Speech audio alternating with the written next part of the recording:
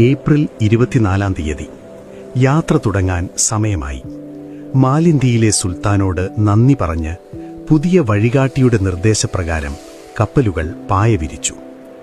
ഇത്തവണ അവർ തീരത്തോട് ചേർന്നു പോകുകയല്ല, വടക്കുകിഴക്ക് ദിശയിലേക്ക് ഇന്ത്യൻ മഹാസമുദ്രത്തിന്റെ നെഞ്ചിലൂടെ നേരെ വിടാനാണ് പൈലറ്റിന്റെ നിർദ്ദേശം.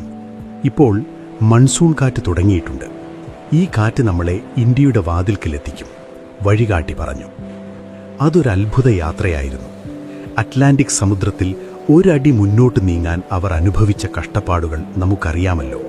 എന്നാൽ ഇവിടെ കാര്യങ്ങൾ നേരെ തിരിച്ചാണ്. തെക്കുപടിഞ്ഞാറൻ മൺസൂൺ കാറ്റ് കപ്പലുകളുടെ പായകളെ ബലമായി തള്ളി. കപ്പലുകൾ വെള്ളത്തിനു മുകളിലൂടെ തെന്നി നീങ്ങുന്നതുപോലെ തോന്നി. ദിവസവും നാഴികകൾ പിന്നിടുന്നു. നാവികർക്ക് അത് വിശ്വസിക്കാനായില്ല. ഇതൊരു മാന്ത്രിക കാറ്റാണ്, അവർ പരസ്പരം പറഞ്ഞു. ആകാശം തെളിഞ്ഞു നിന്നു. രാത്രിയിൽ വടക്കൻ ആകാശത്ത് ധ്രുവനക്ഷത്രം പോൾ സ്റ്റാർ വ്യക്തമായി തെളിഞ്ഞു വന്നു. പഴയ സുഹൃത്തിനെ കണ്ടതുപോലെ നാവികൻ അതിനെ നോക്കി സന്തോഷിച്ചു. വഴികാട്ടിക്ക് കടലിനെ കൈവെള്ളയിലെ രേഖകൾ പോലെ അറിയാമായിരുന്നു. അദ്ദേഹം ഇടയ്ക്കിടെ കടലിലെ വെള്ളത്തിന്റെ രുചിയും നിറവും നോക്കി കര എത്ര അകലെയാണെന്ന് പറയുമായിരുന്നു. 23 ദിവസങ്ങൾ. വെറും 23 ദിവസങ്ങൾ കൊണ്ടാണ് അവർ ആ വലിയ മഹാസമുദ്രം മുറിച്ചു കടന്നത്. അറ്റ്ലാന്റിക്കിൽ ചിലപ്പോൾ 3 മാസം കൊണ്ട് പോകുന്ന ദൂരമാണ് ഈ കുറഞ്ഞ സമയത്തിനുള്ളിൽ അവർ പിന്നിട്ടത്. ഗാമ കപ്പലിന്റെ അമരത്തു തന്നെ നിന്നു. ഓരോ നിമിഷവും ഹൃദയമിടിപ്പ് കൂടുകയാണ്. വർഷങ്ങളുടെ സ്വപ്നം, രാജാവിന്റെ ആഗ്രഹം എല്ലാം സഫലമാകാൻ പോകുന്നു. മെയ് മാസത്തിലെ ഒരു ഉച്ചനേരം. ആകാശത്ത് കാർമേഘങ്ങളൊന്നുമില്ല. പെട്ടെന്ന് കപ്പലിന്റെ ഏറ്റവും മുകളിലിരുന്നിരുന്ന നിരീക്ഷകൻ ഉറക്കെ വിളിച്ചു പറഞ്ഞു, കര, കര കാണുന്നു. എല്ലാവരും ഓടിവന്നു. ചക്രവാളത്തിൽ മങ്ങിയ ഒരു മലനിര പോലെ കര കാണാം. വഴികാട്ടി ഗാമയുടെ അടുത്തേക്ക് വന്നു. ശാന്തമായി പറഞ്ഞു, അതാണ് ഇന്ത്യ, അതാണ് കോഴിക്കോട്. ഗാമയുടെ കണ്ണുകളിൽ ആ സമയം എന്തായിരുന്നുവെന്ന് നമുക്ക് ഊഹിക്കാവുന്നതേയുള്ളൂ. ഒരു വലിയ സാമ്രാജ്യത്തിന്റെ തുടക്കമായിരുന്നു ആ കാഴ്ച. നാവികർ മുട്ടുകുത്തി നിന്ന് ദൈവത്തിന് നന്ദി പറഞ്ഞു. ഇത്രയും നാളത്തെ ദുരിതങ്ങൾക്കും പട്ടിണിക്കും മരണങ്ങൾക്കുമൊടുവിൽ അവർ ലക്ഷ്യസ്ഥാനത്തെത്തിയിരിക്കുന്നു. എന്നാൽ അവർക്കറിയില്ലായിരുന്നു, കരയിൽ അവരെ കാത്തിരിക്കുന്നത് പൂമാലകളല്ല, മറിച്ച് പുതിയ രാഷ്ട്രീയ തന്ത്രങ്ങളും വെല്ലുവിളികളുമാണെന്ന്.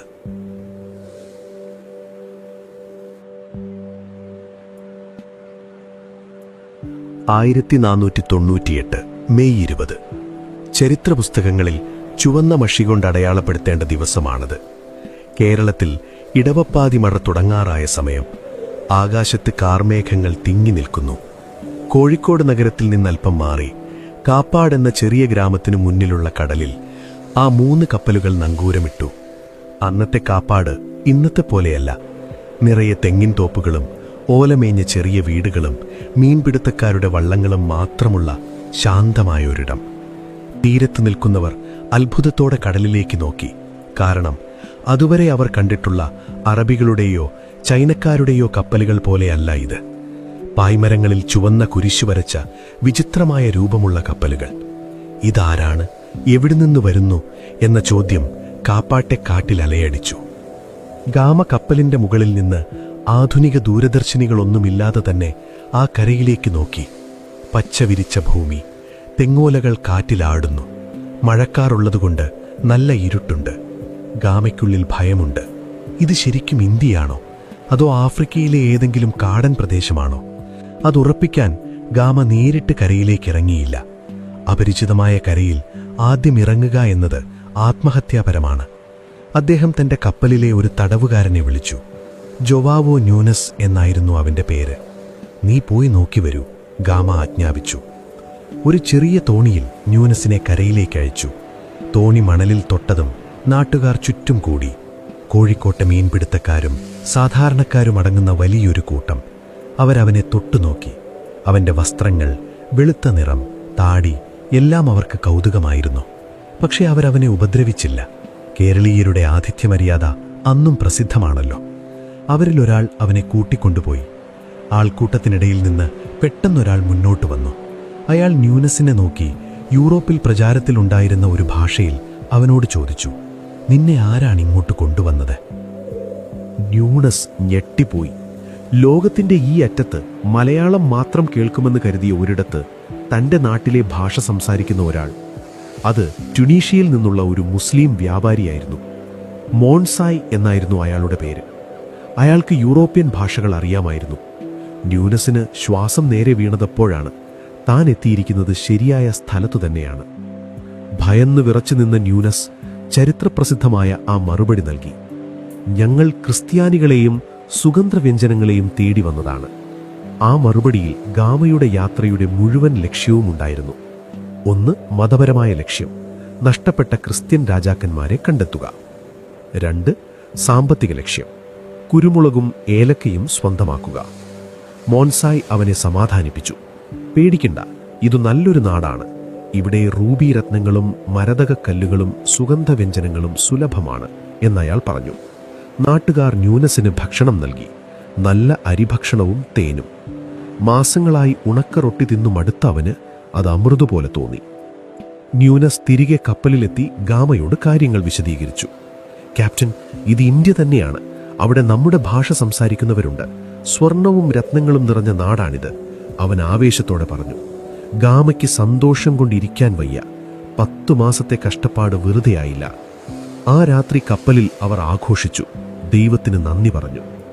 പിറ്റേന്ന് തീരത്തു നിന്ന് കൂടുതൽ വള്ളങ്ങൾ കപ്പലിനടുത്തേക്ക് വന്നു. അതിൽ കച്ചവടക്കാരും സാധാരണക്കാരും ഉണ്ടായിരുന്നു. അവർക്ക് പോർച്ചുഗീസുകാരെ പേടിയുണ്ടായിരുന്നില്ല. അവർ കപ്പലിൽ കയറി സാധനങ്ങൾ നോക്കി. ഗാമ അവരെ വീക്ഷിച്ചു. അവർ വെളുത്ത കോട്ടൺ വസ്ത്രങ്ങളാണ് ധരിച്ചിരുന്നത്. ചിലർ അരയിൽ കത്തിവെച്ചിട്ടുണ്ട്, ചെവിയിൽ വലിയ കമ്പലുകൾ. ഗാമ തെറ്റിദ്ധരിച്ചത് ഇവർ ഇന്ത്യയിലെ ക്രിസ്ത്യാനികളാണ് എന്നാണ്. കാരണം ഇവരുടെ ക്ഷേത്രങ്ങളും പൂജകളും കണ്ടപ്പോൾ അത് ക്രിസ്ത്യൻ പള്ളികൾക്ക് സമാനമാണെന്ന് ഗാമ കരുതി. ഇവർ മുസ്ലിങ്ങളല്ല, അപ്പോൾ ഇവർ നമ്മളെപ്പോലെ ക്രിസ്ത്യാനികളായിരിക്കും എന്നൊരു വലിയ മണ്ടത്തരവുമായാണ് ഗാമ കാര്യങ്ങളെ സമീപിച്ചത്. യഥാർത്ഥത്തിൽ കോഴിക്കോട് ഭരിക്കുന്നത് സാമൂതിരി എന്ന ശക്തനായ രാജാവാണ്. ലോകത്തിലെ തന്നെ ഏറ്റവും വലിയ തുറമുഖ നഗരങ്ങളിലൊന്നാണ് അന്ന് കോഴിക്കോട്. ചൈനയിൽ നിന്നുള്ള പട്ടുതുണികളും അറബ് നാടുകളിൽ നിന്നുള്ള കുതിരകളും കേരളത്തിലെ കുരുമുളകും അവിടെ കൈമാറ്റം ചെയ്യപ്പെടുന്നു. സാമൂതിരി അപ്പോൾ കോഴിക്കോട് കൊട്ടാരത്തിലുണ്ടായിരുന്നില്ല. അദ്ദേഹം പൊന്നാനിയിലോ മറ്റോ യുദ്ധകാര്യങ്ങൾക്കായി പോയിരിക്കുകയായിരുന്നു. ഗാമയുടെ വരവ് സാമൂതിരിയുടെ ഉദ്യോഗസ്ഥർ രാജാവിനെ അറിയിച്ചു. വിചിത്രമായ വസ്ത്രം ധരിച്ച വലിയ കപ്പലുകളുമായി കുറച്ചു വെള്ളക്കാർ വന്നിട്ടുണ്ട് എന്നായിരുന്നു സന്ദേശം. ഗാമ കാത്തിരുന്നു. സാമൂതിരിയുടെ ക്ഷണം കിട്ടാതെ കരയിലിറങ്ങുന്നത് സുരക്ഷിതമല്ല എന്ന് അദ്ദേഹത്തിനറിയാം. കേരളത്തിലെ കാലാവസ്ഥ ഗാമയെ അത്ഭുതപ്പെടുത്തി. വല്ലാത്തൊരു ചൂടും ഈർപ്പവും. യൂറോപ്പിലെ തണുപ്പിൽ നിന്ന് വന്നവർക്ക് വിയർത്തൊലിക്കുന്നുണ്ടായിരുന്നു. ഇടയ്ക്കിടെ പെയ്യുന്ന കനത്ത മഴ. കടൽ ക്ഷോഭിക്കുന്നു.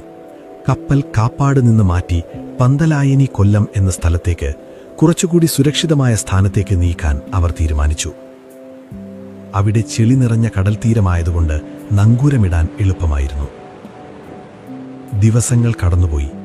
ഒടുവിൽ സാമൂതിരിയുടെ ദൂതന്മാരെത്തി. രാജാവ് വിദേശികളെ സ്വാഗതം ചെയ്തിരിക്കുന്നു. ഗാമ കരയിലേക്ക് ഇറങ്ങാൻ തയ്യാറെടുത്തു. വെറുമൊരു നാവികനായിട്ടല്ല, പോർച്ചുഗലിലെ രാജാവിൻ്റെ അംബാസഡറായിട്ടാണ് അദ്ദേഹം ഇറങ്ങുന്നത്. ഏറ്റവും നല്ല വസ്ത്രങ്ങൾ ധരിച്ചു. കൂടെ വാളേന്തിയ ഭടന്മാരെയും കൂട്ടി. കാപ്പാട്ടെ മണലിൽ ഗാമയുടെ ബൂട്ട്സ് പതിഞ്ഞു. ആ കാൽപ്പാടുകൾ പതിഞ്ഞത് മണലിൽ മാത്രമായിരുന്നില്ല, ഇന്ത്യയുടെ ചരിത്രത്തിൽ കൂടിയായിരുന്നു. നൂറ്റാണ്ടുകളായി അറബികൾ മാത്രം അനുഭവിച്ചിരുന്ന കുരുമുളക് വ്യാപാരത്തിന്റെ കുത്തക തകർക്കാൻ ഒരു പുതിയ ശക്തി വന്നിരിക്കുന്നു. ഗാമ കരയിലിറങ്ങിയപ്പോൾ ആയിരക്കണക്കിന് ആളുകൾ ആ കാഴ്ച കാണാൻ തടിച്ചുകൂടിയിരുന്നു. സ്ത്രീകളും കുട്ടികളും അടങ്ങുന്ന വൻ പുരുഷാരം. പറങ്കികൾ എന്ന് പിന്നീട് മലയാളികൾ വിളിച്ച ആ വിദേശികളെ കാണാനുള്ള കൗതുകമായിരുന്നു അവർക്ക്. ഗാമ തലയുയർത്തി ആൾക്കൂട്ടത്തിന് നടുവിലൂടെ സാമൂതിരിയുടെ കൊട്ടാരത്തിലേക്ക് നടക്കാൻ തുടങ്ങി.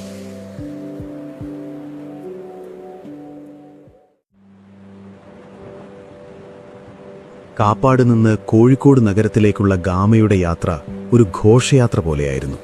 സാമൂതിരിയുടെ ഉദ്യോഗസ്ഥരായ നായർ പ്രമാണിമാർ അകമ്പടി സേവിച്ചു. ഗാമയ്ക്കിരിക്കാനായി അവരൊരു മഞ്ചൽ കൊണ്ടുവന്നിരുന്നു. യൂറോപ്പിൽ കുതിരപ്പുറത്ത് മാത്രം സഞ്ചരിച്ച് ശീലമുള്ള ഗാമയ്ക്ക് തോളിലേറ്റിക്കൊണ്ടുപോകുന്ന ഈ വാഹനം വലിയൊരു അത്ഭുതമായിരുന്നു. വഴിനീളെ ജനങ്ങൾ തിങ്ങി നിറഞ്ഞിരിക്കുന്നു. വീടുകളുടെ മേൽക്കൂരകളിലും മരക്കൊമ്പുകളിലും വരെ ആളുകൾ കയറി നിൽക്കുന്നു. ഈ വിദേശികൾ ഏതോ അപൂർവ ജീവികളെപ്പോലെയാണ് അവർക്ക് അനുഭവപ്പെട്ടത്. ഇതിനിടയിൽ കൊട്ടും കുരവയും വാദ്യമേളങ്ങളും, ആകെ ബഹളമയം. കേരളത്തിലെ ഈർക്കമുള്ള ചൂട് കാരണം ഗാമയും കൂട്ടരും വിയർത്തു കുളിക്കുന്നുണ്ടായിരുന്നു. അവരുടെ കട്ടിയുള്ള വെൽവെറ്റ് കൂട്ടുകളും തൊപ്പികളും ഈ കാലാവസ്ഥയ്ക്ക് ഒട്ടും യോജിച്ചതായിരുന്നില്ല. യാത്രയ്ക്കിടയിൽ അവർ കണ്ടൊരു കാഴ്ച ചരിത്രത്തിലെ തന്നെ ഏറ്റവും വലിയ തമാശകളിലൊന്നായി മാറി. വഴിയരികിൽ വലിയൊരു ഹിന്ദു ക്ഷേത്രം അവർ കണ്ടു. കരിങ്കലിൽ തീർത്ത കൊത്തുപണികളുള്ള ഗംഭീരമായ ക്ഷേത്രം. ഗാമയും കൂട്ടരും വിചാരിച്ചത് ഇതൊരു ക്രിസ്ത്യൻ പള്ളിയാണ് എന്നാണ്. ഉള്ളിൽ കണ്ട വിഗ്രഹങ്ങളെ അവർ കന്യാമറിയമാണെന്ന് തെറ്റിദ്ധരിച്ചു. പൂജാരിമാർ മന്ത്രങ്ങൾ ചൊല്ലുന്നത് കേട്ടപ്പോൾ അത് തങ്ങളുടെ നാട്ടിലെ ലത്തീൻ പ്രാർത്ഥനകൾ പോലെയാണെന്ന് അവർക്ക് തോന്നി. ഗാമയും നാവികരും ആ ക്ഷേത്രത്തിന് മുന്നിൽ മുട്ടുകുത്തി നിന്ന് മേരി മേരി എന്ന് പ്രാർത്ഥിച്ചു. ചുറ്റും നിന്ന ഹിന്ദുക്കൾ ഇതെല്ലാം കണ്ട് അമ്പരന്നു. ഇവർ ഏത് ദൈവത്തെയാണ് വിളിക്കുന്നത്? ഇവർ വിചിത്രമായ ആചാരങ്ങളുള്ള ക്രിസ്ത്യാനികളാണ് എന്ന് ഗാമ തന്റെ ഡയറിയിൽ കുറിച്ചു. സത്യം മനസ്സിലാക്കാൻ പിന്നെയും നാളുകളെടുത്തു. അവർ നഗരത്തിന്റെ ഉള്ളിലേക്ക് കടന്നു. കോഴിക്കോടന്ന് ഒരു സാധാരണ നഗരമല്ല, സത്യത്തിന്റെ തുറമുഖം എന്നാണ് അറബികൾ കോഴിക്കോടിനെ വിളിച്ചിരുന്നത്. അവിടത്തെ കാറ്റിൽ പോലും സുഗന്ധവ്യഞ്ജനങ്ങളുടെ മണമുണ്ടായിരുന്നു. വീടുകൾക്ക് മുന്നിൽ കുരുമുളക് ഉണക്കാനിട്ടിരിക്കുന്നു. ഇഞ്ചി ചാക്കുകളിൽ നിറച്ചു വെച്ചിരിക്കുന്നു. ഗാമയുടെ മൂക്കിലേക്ക് ആ മണം അടിച്ചു കയറി. യൂറോപ്പിലെ രാജാക്കന്മാർക്ക് മാത്രം വാങ്ങാൻ കഴിവുള്ള സ്വർണ്ണവിലയുള്ള ആ കറുത്ത മുത്തുകൾ, ബ്ലാക്ക് ഗോൾഡ്, ഇവിടെ വഴിയിൽ ഉണങ്ങാനിട്ടിരിക്കുകയാണ്. നാവികർ അത്ഭുതം കൊണ്ട് വായ പൊളച്ചുപോയി.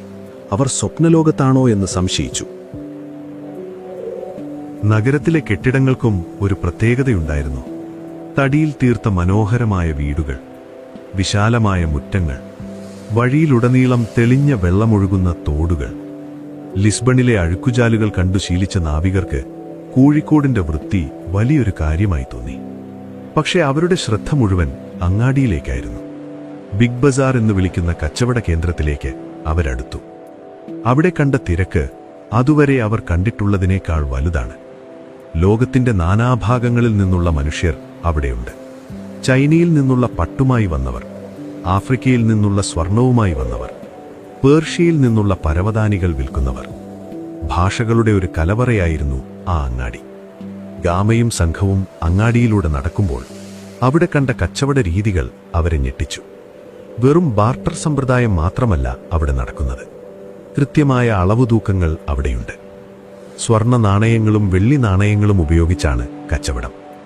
ഓരോ വ്യാപാരിക്കും അവരുടേതായ ത്രാസുകളുണ്ട്. തുലാസിൽ വെച്ച് കുരുമുളകും ഏലക്കയും തൂക്കുന്നത് കാണുമ്പോൾ നാവികർക്കത് സ്വർണം തൂക്കുന്നത് പോലെ തോന്നി. ആ അങ്ങാടിയിലെ യഥാർത്ഥ രാജാക്കന്മാർ അറബികളായിരുന്നു.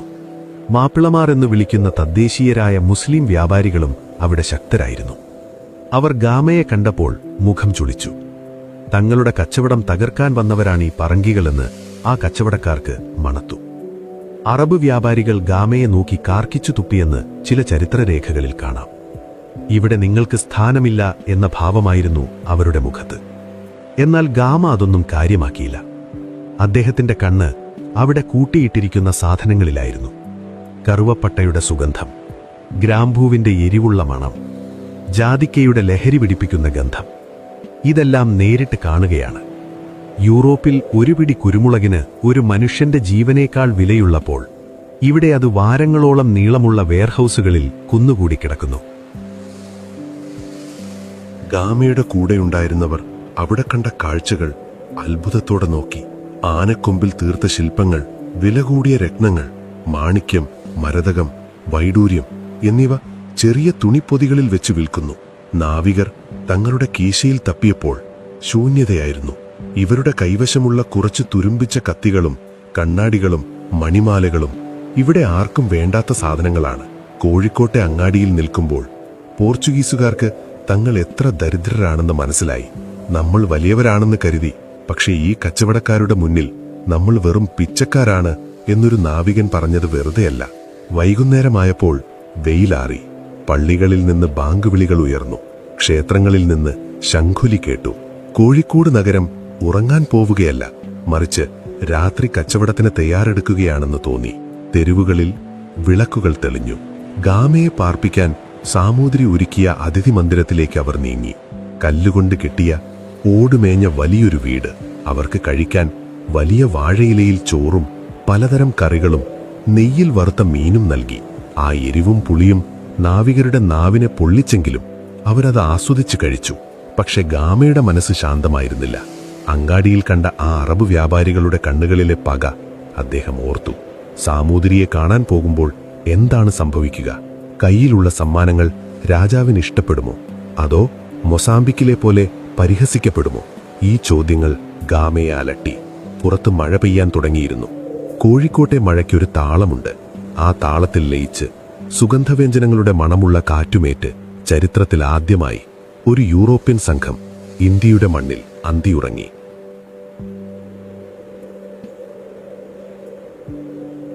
സാമൂതിരിയുടെ കൊട്ടാരത്തിലേക്കുള്ള ക്ഷണം ലഭിച്ചപ്പോൾ ഗാമ കരുതിയത് കാര്യങ്ങൾ എളുപ്പമായി എന്നാണ്. എന്നാൽ യഥാർത്ഥ നാടകം തുടങ്ങാൻ പോകുന്നതേ ഉണ്ടായിരുന്നുള്ളൂ. 1498 മെയ് 28 ഉച്ചതിരിഞ്ഞാണ് കൂടിക്കാഴ്ച നിശ്ചയിച്ചിരുന്നത്. ഗാമയും അദ്ദേഹത്തിന്റെ 13 വിശ്വസ്തരായ നാവികരും കൊട്ടാരത്തിലേക്ക് പുറപ്പെട്ടു.